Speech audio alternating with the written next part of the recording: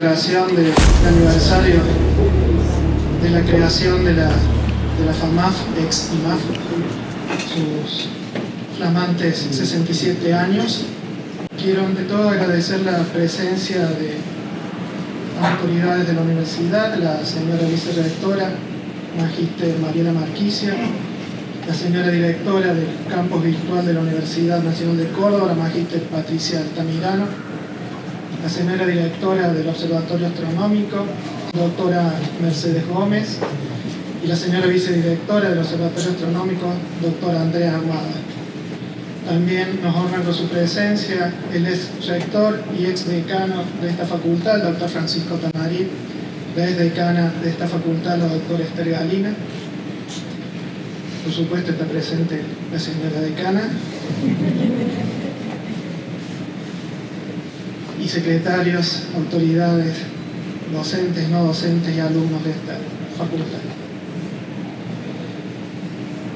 Quiero agradecer también una nota enviada por el prorector de fortalecimiento institucional, el doctor Yancy Ferreira, una extensa nota muy elogiosa para la facultad, a la cual agradecemos mucho. Luego, por supuesto, del señor rector, que disculpa su ausencia en este acto por cuestiones de agenda. Las ocupaciones que tiene permanentemente, así que bueno, también agradecemos mucho sus saludos. Bueno, como es costumbre, en cada aniversario de nuestra facultad tenemos una conferencia magistral que es dictada por algún profesor de alguna de nuestras secciones. Esta vez le tocó a la sección computación,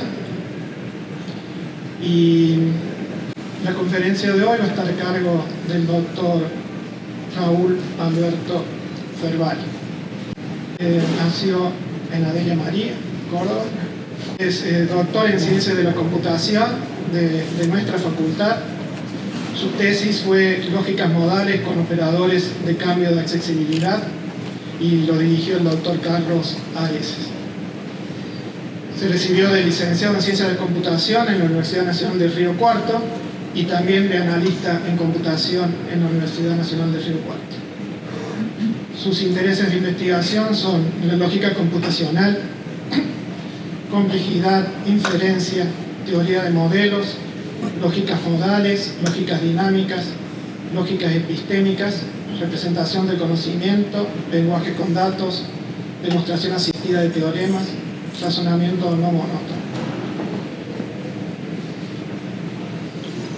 En base a su experiencia profesional, hoy nos va a dictar una conferencia que se llama justamente Lógicas modales dinámicas a la carta. Gustavo por la presentación y bueno, muchas gracias a todos y a todas por venir a escuchar esto que preparé para contarles hoy. Bueno, y también quería agradecer a la facultad por darnos este espacio de contar un poco qué estamos haciendo, también dentro de nuestra sección, y en este caso me toca a mí contar acerca de, no solamente de mi trabajo, sino también poner un poco en contexto el tipo de cosas que nos interesan a nosotros como grupo. Y finalmente, bueno, agradecer también a la sección de computación por proponer que sea el encargado de contar. La idea un poco de la charla, entonces, primero es mencionar un poco muy brevemente la perspectiva histórica de la lógica, muy brevemente porque son muchos años, así que no quiero tampoco estar toda la charla hablando de eso, pero eso nos pone un poco en contexto de por qué estamos acá y por qué nos interesa el tipo de cosas que realmente nos interesan justamente como computólogos y como lógicos. En ese sentido voy a hacer un posicionamiento político, entre comillas, de lo que es la lógica, de lo que es la lógica para nosotros y de cómo nosotros, cuando digo nosotros como grupo y como investigadores y investigadoras en este área hacemos, acerca de lo que significa y cómo abordamos este tipo de problemas.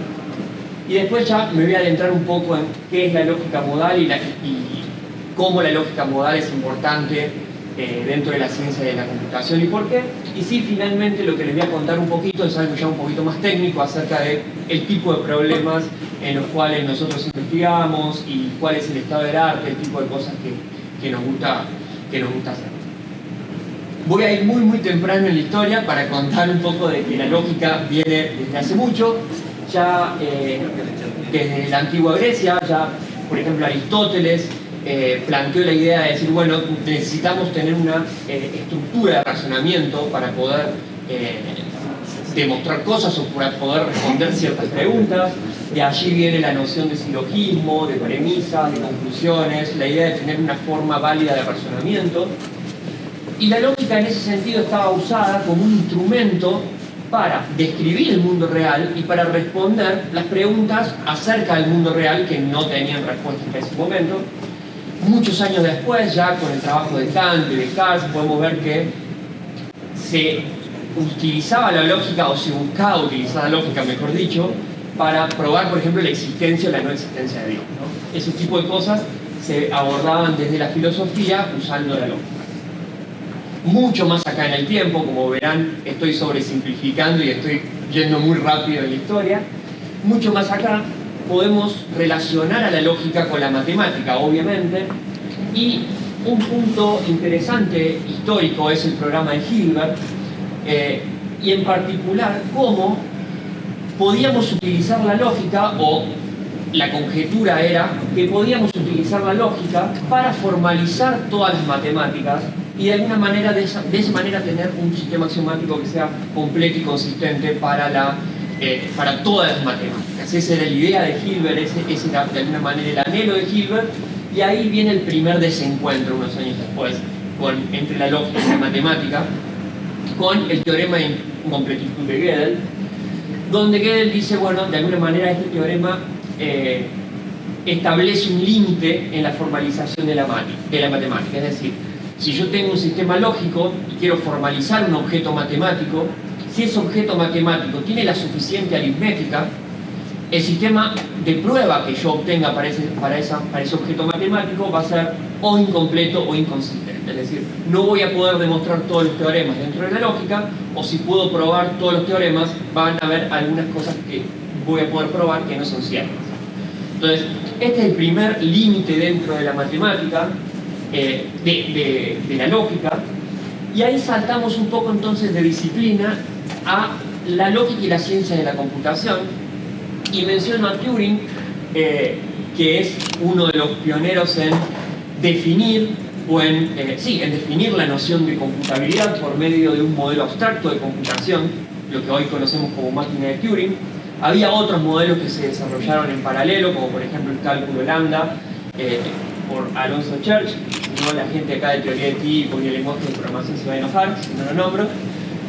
Pero la idea es que, bueno, Turing es el primero, o uno de los primeros, que define de manera precisa, matemáticamente, qué es la noción de computar cosas, la noción de computación.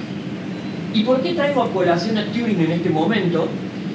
No solamente porque Turing, las máquinas de Turing eran un formalismo lógico-matemático, si se quiere, que formaliza la noción de computación, sino por una idea o por un anhelo también, de nuevo, de Hilbert y de Ackermann en este sentido, que decía que si yo quiero demostrar un teorema dentro de la matemática, si yo quiero demostrar cosas sobre un objeto matemático, ya sea en geometría, en cálculo, en lo que sea, no solamente yo tengo que poder hacer una prueba, sino que yo tengo que tener un procedimiento efectivo para determinar si esa sentencia, si ese teorema es verdadero o no. ¿Ok?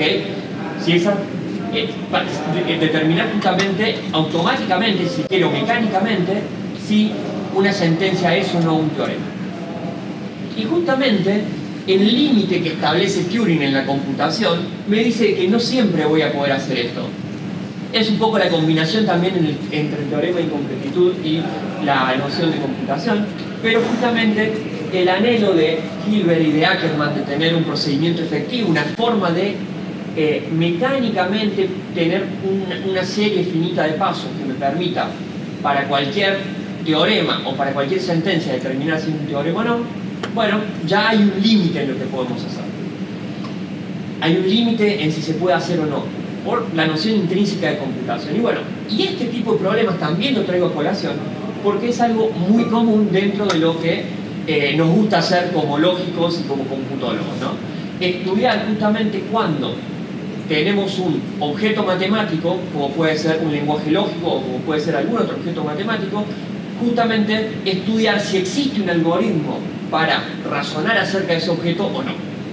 En el caso particular del trabajo que les voy a presentar es acerca de lenguajes lógicos para describir diferentes objetos que pueden ser generalmente objetos computacionales. Bueno.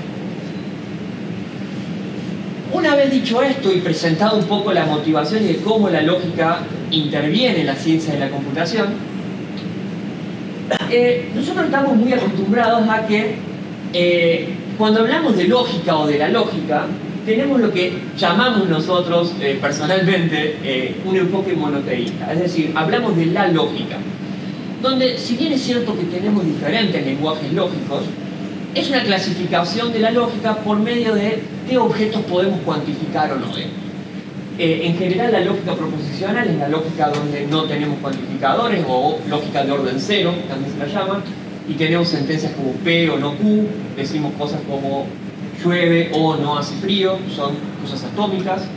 La lógica de primer orden, donde podemos cuantificar elementos, decimos para todo X vale la propiedad P de X. Y vamos subiendo de orden a medida de que vamos introduciendo estructura a los objetos que vamos pudiendo cuantificar. Por ejemplo, en una lógica de alto orden podemos escribir cosas como para todo X, para todo S, para todo T, tal que se cumple que X pertenece a S pertenece a T, y eso quiere decir de que por lo menos S tiene que ser un conjunto, T tiene que ser un conjunto de conjuntos, etc. Pero este no es el único enfoque dentro de la lógica, y mucho menos dentro de la ciencia de la computación. En un enfoque más moderno, o que yo le llamo en este caso politeísta, la verdad es que tenemos la libertad de poder definir diferentes lenguajes para diferentes situaciones de acuerdo al problema que queremos resolver. Sí, ya más allá de la connotación negativa de la palabra libertad. En esas diferentes situaciones uno puede de alguna manera diseñar su propio lenguaje o elegir el propio lenguaje, estudiar sus propiedades y justamente amoldarse a los diferentes lenguajes que tenemos para las diferentes situaciones. Y esto, si se quiere, tiene mucho que ver con la aparición de la ciencia de la computación y las diferentes disciplinas y las diferentes demandas dentro de la ciencia de la computación, como por ejemplo los orígenes de la inteligencia artificial, de las ciencias cognitivas, incluso usar la lógica para desambiguar expresiones dentro del lenguaje natural y hacerlo automáticamente. Y si bien uno puede decir, bueno, pero la lógica de alto orden me alcanza para todas estas situaciones porque yo puedo cuantificar sobre cualquier cosa y tengo un montón de poder expresivo ahí. Bueno, uno también puede justificar de que las propiedades que tiene esa lógica de alto orden quizás son... La lógica de alto orden quizás es demasiado para eso y uno quiere lenguajes más controlados con propiedades que se comporten mejor de alguna manera para poder aplicar al campo que uno quiere, ¿no? Y en ese sentido uno puede pensar en un montón de situaciones en las cuales uno puede no querer amoldarse al patrón clásico de la lógica clásica, como por ejemplo, un ejemplo muy conocido y muy tradicional es el de la lógica intuicionista para un razonamiento constructivista, donde uno rechaza el postulado del tercero excluido. Uno dice, no necesariamente P o no P vale, o Phi o no Phi vale, porque yo necesito estar seguro de que puedo probar Phi o no, digamos. No es que los descarte, no es que vale por descarte de que no puede pasar otra cosa, ¿no? Y esto ya existía, digamos, mucho antes de la aparición de la ciencia de la computación y de este enfoque moderno que les menciono. Otro ejemplo puede ser, si yo quiero razonar y quiero retractarme de ciertas conclusiones que yo obtengo. Por ejemplo, en sistemas legales existe lo que se llama el principio de presunción de la inocencia, que dice que si alguien es acusado, por defecto, esa persona es inocente, ¿no? Pero si aparece nueva evidencia, estar acusado y tener evidencia no implica ser inocente ya. Es decir, se comporta no monótonamente. Yo voy agregando nuevas premisas y hay algunas conclusiones que antes yo tenía, que ahora ya dejan de ser conclusiones porque justamente, por ejemplo, apareció evidencia. Y eso es lo que se llama lógica no monótona, digamos. Y eso también es una nueva manera o un nuevo escenario que uno puede plantear. O también puede razonar acerca de ciertos cambios que uno tenga en un escenario dado. Por ejemplo, en un escenario electoral uno puede estar convencido, puede tener cierta simpatía por votar a cierto candidato X, pero si en ese escenario uno aprende que esa persona o ese candidato sacó una motosierra, quizás ya no voto a ese X, digamos. Es decir, yo lo puedo formalizar, digamos, en un lenguaje lógico como yo voto a X y si se anuncia o si se muestra que ese candidato sacó una motosierra, no voto a X. Es decir, el cambio provoca, es decir, esa operación que yo tengo acá dinámica provoca un cambio en el contexto y justamente hay nuevas verdades que aparecen o verdades que antes tenía que desaparecen. Y eso es lo que se llama lógica dinámica y lo traigo un poco a colación no solamente por el escenario de esta semana, sino que también lo traigo a colación porque este es el tema del cual voy a hablar un poquito más en detalle después, que es la lógica dinámica. Y es un caso particular de todos los casos que abordamos con este enfoque politeísta de la lógica. Y no solamente desde la lógica, sino que lo hacemos desde la lógica modal. La lógica modal va a ser el enfoque unificador que vamos a tener para hacernos cargo o para poder estudiar todas estas posibles situaciones diferentes. Y las lógicas modales son particularmente interesantes, digamos, dentro de la ciencia de la computación, sobre todo, porque nos permiten modelar un montón de cosas, o nos permiten aplicarlas en un montón de campos, como puede ser la verificación del software y de hardware, la representación de conocimientos, la lingüística computacional y muchas otras, como digo ahí. ¿Y por qué? Porque justamente un montón de estas situaciones pueden ser representadas como grafos, como estructuras relacionales, básicamente. Y la lógica modal es una familia de lógicas justamente que se encarga de describir, de razonar sobre estructuras relacionales, sobre grafos. Entonces, podemos ocupar todas estas situaciones o podemos abordar todas estas situaciones desde esa perspectiva porque justamente la lógica modal y sus modelos, que son los grafos, nos permiten modelar un montón de situaciones. Como para motivar un poquito y contarles brevemente el tipo de cosas que se pueden modelar y se pueden hacer y cómo se pueden aplicar las lógicas modales, pero primero de una manera informal, voy a presentar un juego de juguete, valga la redundancia, un ejemplo de juguete que es un juego de cartas.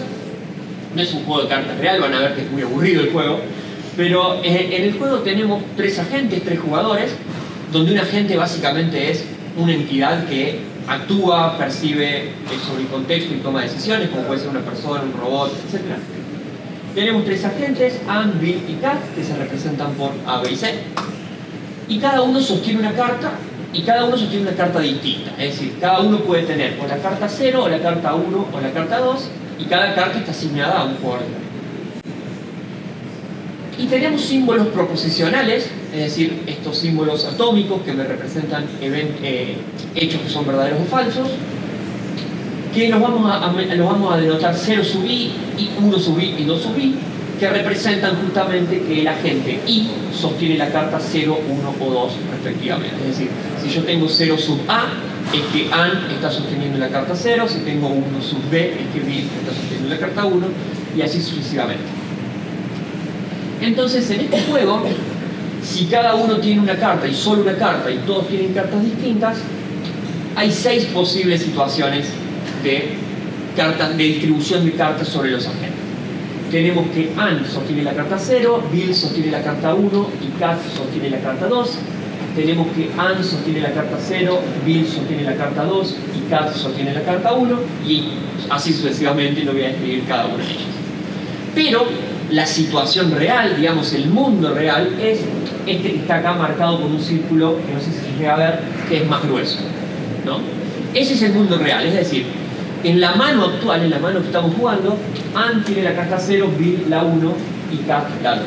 Las otras son las otras posibilidades que tenemos.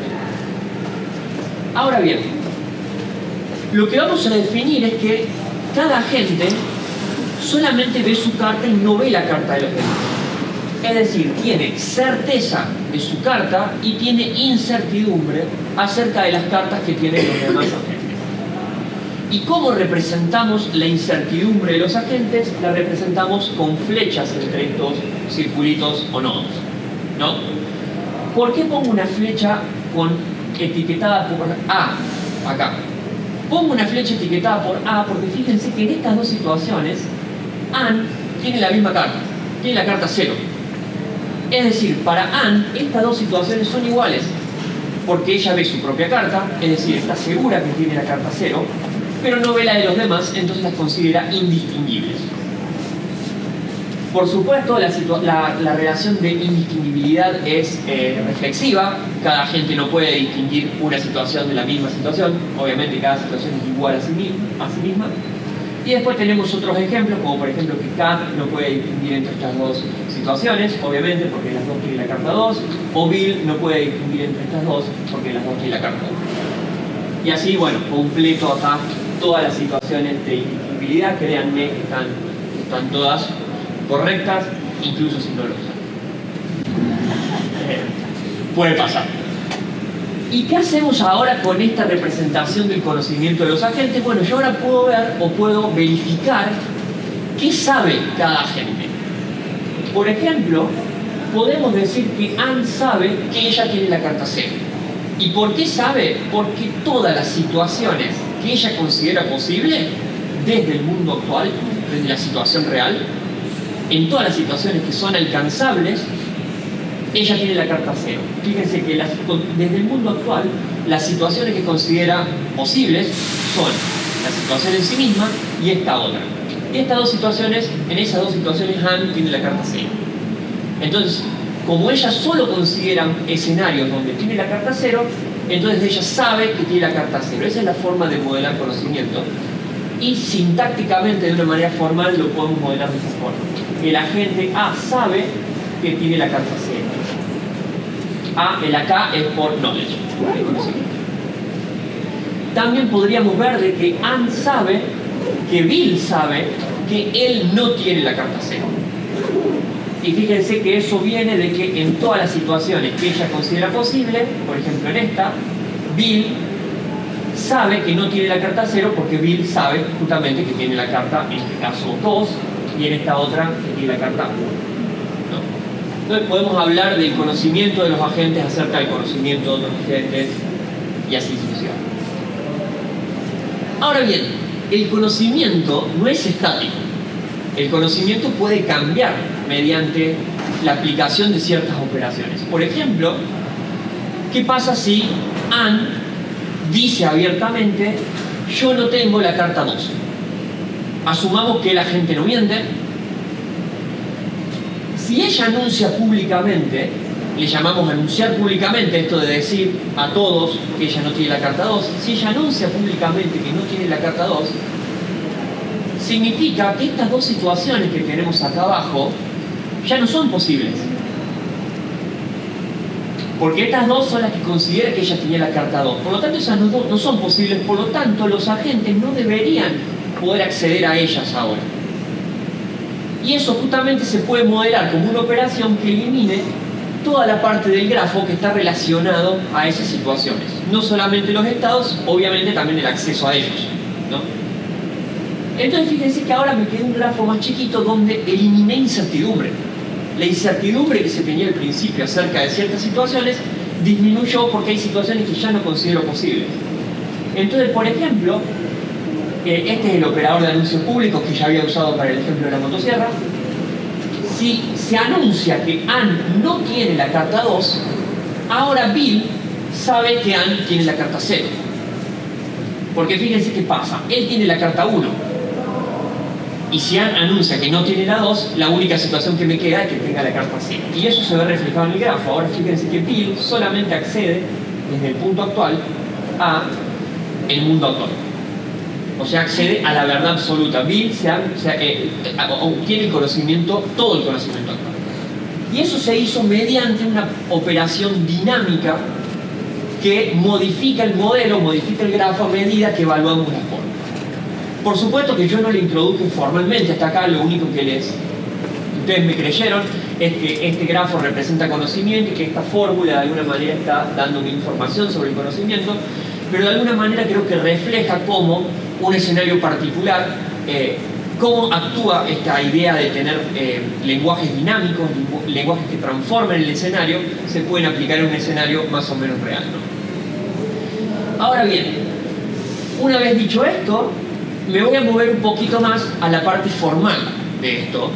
Y no solamente, no me voy a adentrar tanto en la parte formal del ejemplo, sino que voy a hablar más en general justamente de este enfoque unificador que es la lógica modal. Y ya van a ver de que este ejemplo se puede encasillar dentro de la lógica modal porque todos los componentes que yo les mencioné tienen una correspondencia. La lógica modal básicamente es una familia de lenguajes. Yo lo que voy a presentar primero es lo que se llama el lenguaje modal básico. De alguna manera es lo que se considera el lenguaje modal más simple o más elemental, si se quiere. Y básicamente partimos de un conjunto de símbolos proposicionales que llamamos prop. Y el lenguaje modal básico es muy simple, como les decía, es una extensión de la lógica proposicional. Es decir, tenemos que una fórmula phi de la lógica proposicional es o un símbolo de proposición, P, cualquiera, o la negación de una fórmula, o la conjunción de dos fórmulas, o una fórmula que tiene un símbolo de diamante adelante. Le llamamos diamante a este operador, que le llamamos operador modal, ¿no? Nada más. Esa es la lógica modal básica. Obviamente otros operadores se pueden definir como disyunción, implicación, doble implicación, como lo hacemos en lógica proposicional. Y además, en la lógica modal tenemos el operador dual del diamante, que es la cajita o box, que se define como no diamante no. De alguna manera ya vamos a ver que esto tiene el mismo efecto del cuantificador universal y existencial de lógica prima. Y para ello tenemos que introducir dónde interpretamos estas fórmulas. Las fórmulas describen objetos, o dicho de otra manera, tenemos modelos en donde interpretamos las fórmulas. Y estos son los llamados modelos relacionales o modelos de Kripke, que son grafos básicamente, es decir, son ternas, donde W es un conjunto no vacío que llamamos de estados o mundos posibles, que son los círculos del ejemplo de las cartas, los nodos del grafo.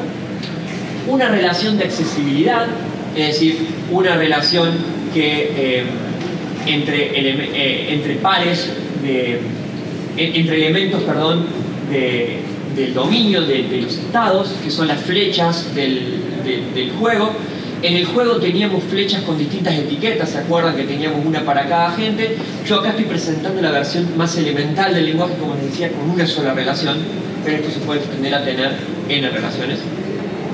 Y tenemos una función de evaluación que básicamente me dice para cada símbolo de proposición en qué mundos o en qué estados vale ese símbolo de proposición.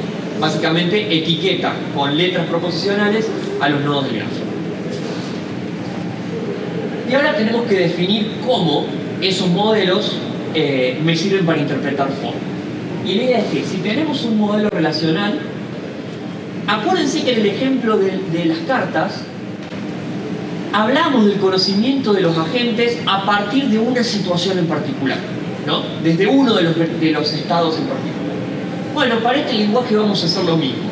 Vamos a tener un modelo y vamos a fijar un estado en el modelo, ¿no? De alguna manera vamos a hablar internamente del modelo y vamos a definir la relación de satisfacción entre modelos y fórmulas, y se define de la siguiente manera. Se define recursivamente, ¿no? Un símbolo de proposición vale en un mundo, en un modelo, si solamente si ese mundo está etiquetado por ese símbolo. En este caso P. Negación y conjunción se definen de manera usual. Fíjense que siempre en el mismo punto de evaluación, no me moví a ningún lado. Es decir, por ejemplo, la conjunción vale en W si cada una de las partes de la conjunción vale en el mismo W. Y ahora llega el motivo por el cual tenemos estas relaciones, que es la interpretación del operador modal. Diamante phi vale en un mundo del modelo, en un mundo W, si solamente si existe un punto B, tal que W está relacionado con B, es decir, B es un sucesor de W por medio de la relación R, y ahora phi vale, pero en B. Es decir, el diamante me mueve la evaluación del resto de la fórmula a algún sucesor del punto actual que ¿ok?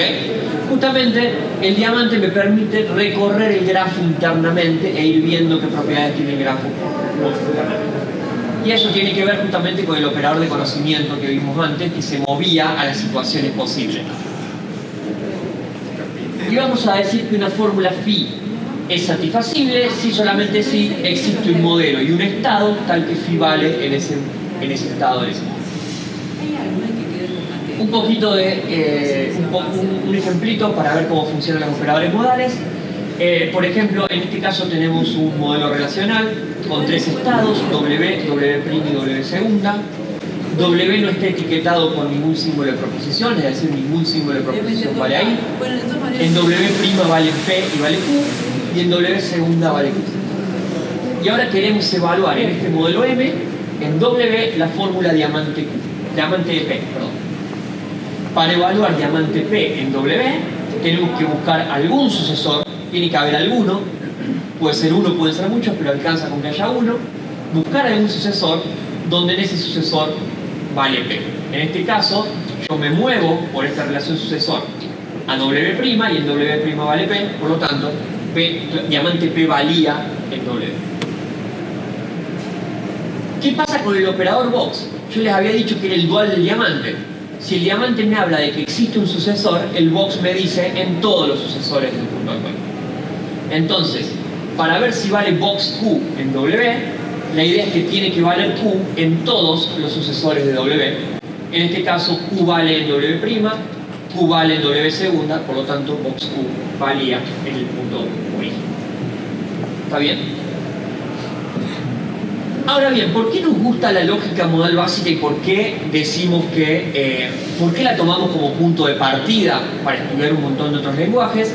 Básicamente porque tiene buenas propiedades, o tiene algunas buenas propiedades que nos interesan. Una de ellas es, por ejemplo, que tiene comportamiento de primer orden. Entre comillas, eso quiere decir de que, bueno, tiene axiomatizaciones bastante elegantes, satisface el teorema de compacidad. Para los que no conocen qué es compacidad, no importa, no es relevante para la charla, pero créanme que es una propiedad deseable, entre comillas. Es muy simple, es un lenguaje muy simple a la hora de manipularlo y de entenderlo. Es una simple extensión de la lógica proposicional, interpretada sobre estructuras un poquito más complejas, obviamente. Y tiene, y lo remarco para un poco hacer énfasis en el tipo de cosas que nos gusta investigar, buenas propiedades computacionales. ¿Qué quiere decir buenas propiedades computacionales? Por ejemplo, el problema de determinar si una fórmula phi es satisfacible es decidible. ¿Se acuerdan lo que yo les mencionaba sobre esto que proponía Ackermann y Hilbert de tener procedimientos efectivos para decidir cosas? Bueno, yo puedo escribir un algoritmo que corre en PSpace. Eso no importa para la gente que no es de computación, lo puse solamente quizás para la gente de computación. Existe un algoritmo, existe un procedimiento efectivo que siempre me dice sí o no a la pregunta de si una fórmula de este lenguaje es satisfacible. Eso es algo que, por ejemplo, en primer orden no satisface, ¿no? Y, por ejemplo, verificar si dado un modelo fijo y un estado fijo, la fórmula vale en ese estado, en ese modelo, también es decidible. Y es decidir en tiempo polinomial, muy eficientemente. Existen algoritmos muy eficientes que pueden responder esta pregunta. Y ese es el tipo de cosas que nos gusta tener. ¿Por qué? Porque estas tareas nos gusta automatizarlas, o necesitamos automatizarlas muchas veces, cuando uno o cuando alguien necesita representar cierto escenario, como por ejemplo una componente de software, un lenguaje de programación, y quiere verificar propiedades sobre ello, uno quiere tener herramientas automáticas que me respondan estas preguntas. Y bueno, tener buenas propiedades computacionales hacen que ese deseo de tener herramientas automáticas pueda ser cumplido, y también si tengo algoritmos eficientes, esas herramientas van a ser más rápidas, etc. Y la idea, y una de las bondades de la lógica modal también, y esta es la perspectiva politeísta y demás que yo les contaba, es que si uno tiene esta perspectiva de la lógica modal y tiene un problema que quiere resolver con la lógica modal, uno puede definir y estudiar nuevos operadores o buscar los existentes, obviamente, para el propósito en particular y elegir justamente el que mejor se adecue a nuestras necesidades. Y justamente ahora, como caso de estudio en esto de buscar nuevos lenguajes, voy a hablar un poquito de lógicas dinámicas. Lógicas dinámicas, elegí este tema en particular porque es un tema en el que trabajamos bastante en el grupo, también trabajé durante el doctorado en el tema, y también porque de alguna manera refleja algunos efectos de agregar un nuevo operador, de definirlo y de estudiarlo, que por ahí hacen mejor énfasis en cuáles son esos efectos. La idea es que justamente cuando queremos definir un nuevo lenguaje podemos decir, bueno, yo extiendo la lógica modal básica con un nuevo operador que llamamos diamante relleno. Le iba a llamar diamante negro, pero como lo puse en azul acá arriba, por ahí no era muy consistente en la anotación, llamémosle diamante relleno. Sintácticamente no hice nada demasiado loco, simplemente copié lo mismo que había hecho con el diamante y lo pinté. Y tenemos, por otro lado, el operador dual, como siempre, que es la cajita o el box relleno. Ahora, la idea es que ese operador nuevo, el problema que viene a resolver, y acá me meto con cosas un poquito más formales, es expresar alguna noción de cambio, alguna noción de transformación sobre el modelo. Entonces la idea es que cuando yo introduje este operador de diamante relleno, tengo que extender la definición de cuándo una fórmula vale en un modelo para justamente poder interpretar ese operador. Entonces vamos a interpretar el diamante relleno de phi como existe un sucesor de W tal que phi vale del sucesor, pero con la diferencia de que ahora esa phi no vale en el estado en el modelo M, sino que vale en este M diamante relleno. Fíjense que ahora no tengo el mismo M de los dos lados, tengo un M diamante relleno. ¿Y qué significa ese M que tengo acá de este lado?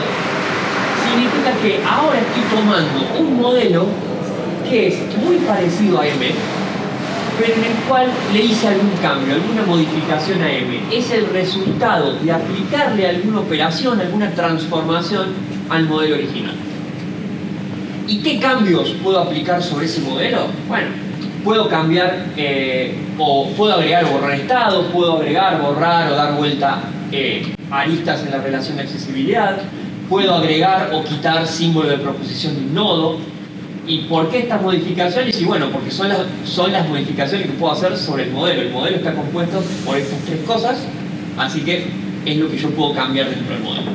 Y si se acuerdan, no le voy a presentar formalmente a esa lógica, pero si se acuerdan, es un poco lo que hacía con el operador de anuncios en el juego de cartas. Era justamente borrar algunos mundos y algunas aristas de acuerdo a una fórmula. Eso, el decir no tengo la carta 2, era una fórmula del lenguaje, era no de 2 sub A, o sea, estaba borrando algunos mundos y algunas relaciones del modelo. Es decir, ese M diamante era esa operación sobre era el resultado de aplicar esa operación de borrado sobre el modelo original, en la operación de anuncio.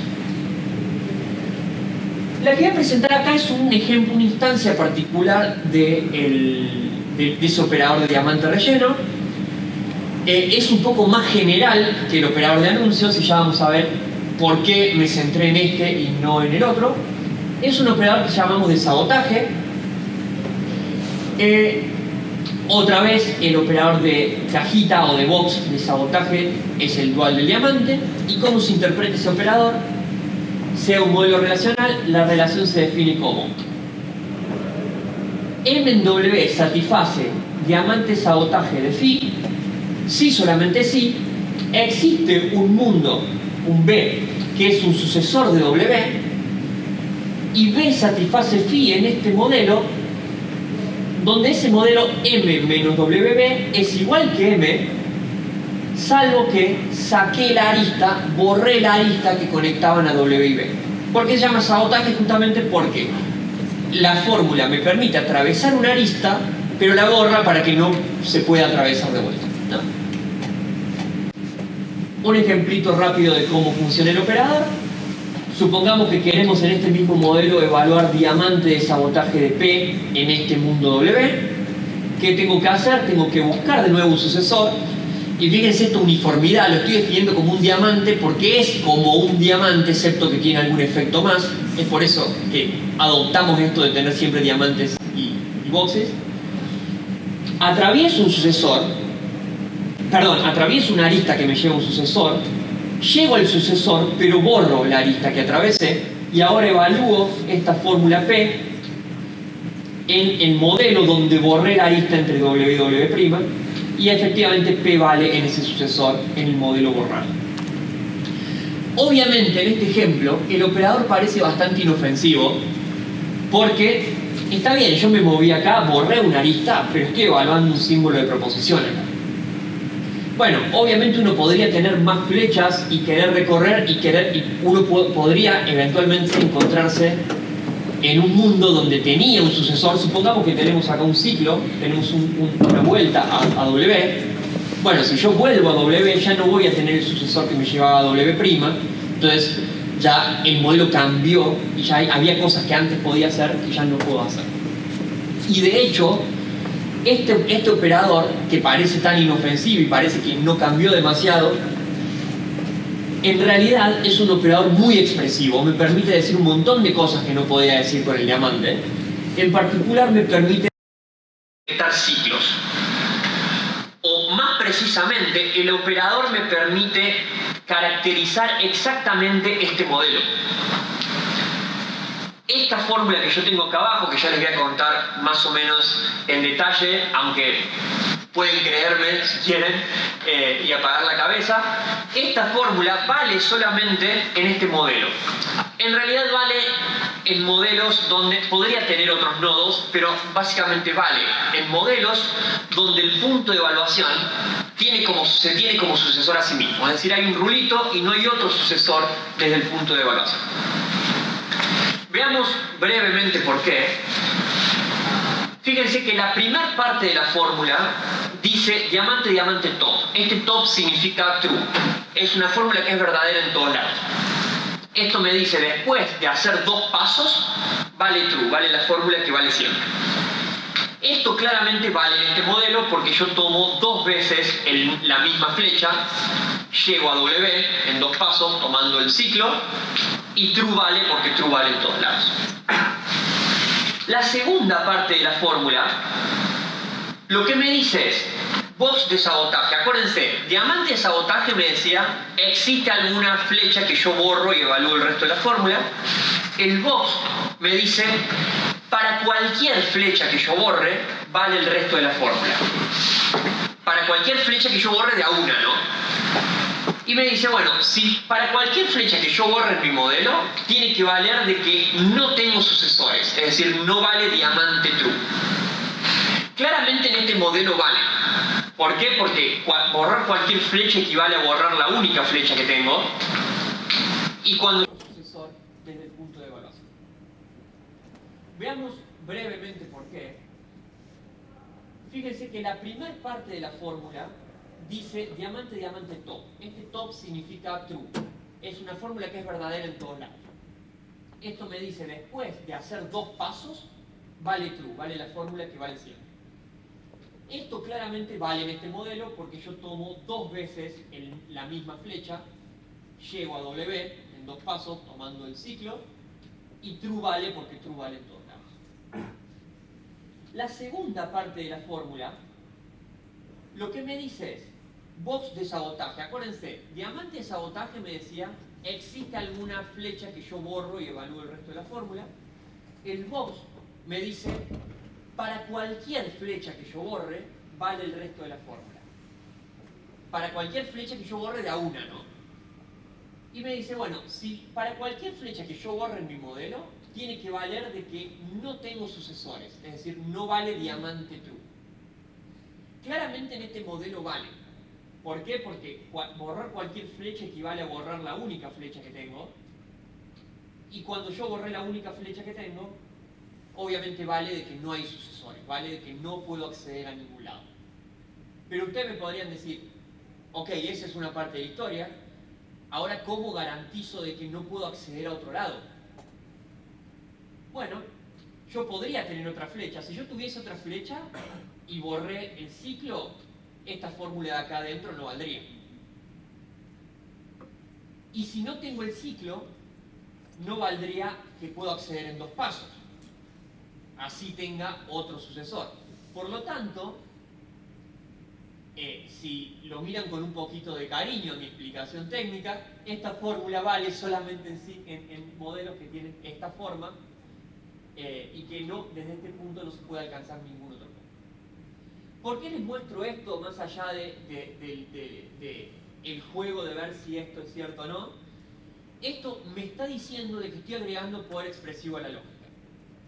Y estoy agregando mucho poder expresivo. De hecho, yo puedo forzar que un modelo sea infinito con esta lógica. Lo cual no podía hacer con la lógica modelo básica. Por lo menos nos mantenemos en primer orden con este operador. Eso es cierto, todavía tenemos algunas de las buenas propiedades, como mencionaba, compacidad. Agrega mucha expresividad a la lógica modelo básica. Y ustedes me pueden decir, ok, pero eso es bueno. Sí es bueno, pero esa ganancia en poder expresivo tiene sus consecuencias, y una de ellas es que, por ejemplo, el verificar si una fórmula es satisfacible se vuelve indecidible. Eso quiere decir de que no hay procedimientos efectivos, no hay algoritmos que siempre terminen y que me respondan sí o no a la pregunta de si es satisfacible. Me fui de un algoritmo para la lógica modelo básica, que era, bueno, de un problema que era decidible, tener un algoritmo que corría en un tiempo razonable, a un problema indecidible, a que no haya algoritmo. Y el problema del model checking, que es un problema también muy estudiado en ciencia de la computación, este problema que yo les mencionaba de dado un modelo y un estado, ver si esa fórmula vale en el modelo, sí es decidible, pero se vuelve muchísimo más complejo de lo que teníamos antes. Se vuelve de tiempo polinomial a espacio polinomial, lo cual es un crecimiento en la complejidad del algoritmo, en la complejidad intrínseca del algoritmo. Después, no había mucho trabajo sobre esto en entender por qué se dan estos efectos y cuándo se dan estos efectos. Nosotros trabajando, esto es parte de mi tesis doctoral, donde estudiamos otros operadores similares y vimos que si seguíamos este patrón de causar transformaciones en esta idea de tener un diamante y una cajita con transformaciones arbitrarias, efectos abstractos, esto de borrar, agregar o dar vuelta a aristas, los efectos eran similares. Agregar mucho poder expresivo, diferente entre sí, pero con efectos como tener un lenguaje indecidible, tener model checking complejo, etc. Pero no todo está perdido. Esos efectos de alguna manera se pueden controlar un poquito. Y uno, en el trabajo del día a día, lo que hacemos es también jugar un poco entre la expresividad y el buen comportamiento para tener el balance que necesitamos para un problema en particular, ¿no? En particular, el caso de los anuncios, a modo anecdótico, son un lenguaje que no tienen este comportamiento indeseado. ¿Y por qué? Porque esa modificación que hacemos en el modelo, ese borrado que hacemos en el modelo, lo hacemos con respecto a una fórmula del lenguaje. Y eso tiene un efecto catalizador de alguna manera de esos efectos, de esas consecuencias indeseadas. Posiblemente es algo que no diga demasiado, pero lo quería contar, digamos, de que uno puede, restringiendo el tipo de modificaciones, restringiendo esta definición de la semántica que damos acá, definiendo esta cláusula que ponemos, modificando esta cláusula de acá y restringiéndola, controlando qué hace el operador, podemos obtener mejores efectos, mejores propiedades para el lenguaje y mantenernos, por ejemplo, en un lenguaje decidible con la complejidad más tratable que con los operadores dinámicos que presento. Con esto un poco termino lo que les quería contar acerca de la parte más técnica, la parte del enfoque y del enfoque de la lógica que nosotros tomamos y el tipo de problemas que abordamos. como les decía, fue un enfoque plural, donde tenemos muchos lenguajes, donde tenemos muchos escenarios y tenemos muchas posibilidades y queremos ver qué pasa. Y todo lo hacemos dentro del campo de la lógica modal, porque nos permite unificar todos esos enfoques y nos permite justamente tener una caja de herramientas común para manipular todos esos lenguajes. Y para eso, bueno, la idea era introducir, espero haberlo hecho de alguna manera más o menos satisfactoriamente, introducir algunas nociones generales y como caso de estudio las lógicas dinámicas, las lógicas modales dinámicas, donde sí me enfoqué un poquito más formalmente y vimos cuáles son algunas de estas consecuencias de este tipo de operadores dinámicos. Y por último mencionar de que estas ideas y herramientas se pueden aplicar a otros operadores y a otros lenguajes. No necesariamente este enfoque actúa sobre lógicas dinámicas, uno podría tener otro tipo de operadores, como mencioné los operadores intuicionistas o los operadores no monótonos, en donde puedo también estudiar el mismo tipo de propiedades y hacer este mismo juego, todo porque estoy operando en este campo de la lógica modal como el enfoque que nos abarca. Y creo que eso es todo, así que bueno, muchas gracias.